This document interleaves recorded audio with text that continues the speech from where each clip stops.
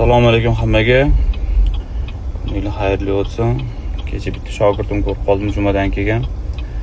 Birinchi shogirdlardan bittasi 2008-2009-yillar Tirnoqqa kelgan shogirdim. Hozir katta bo'lib ketgan.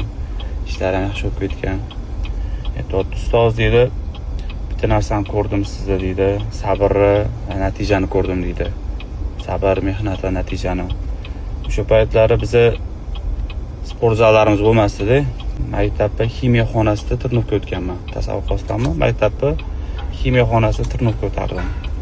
Sharoit bo'lmasdi, bitta dona mushak bo'lardi. Alloh nimani xohlasa, qalbimizga yarashasini berar ekan. Bunga ham bir bo'lgan bo'lsa, 15 yildan oshiq vaqt bo'lgan.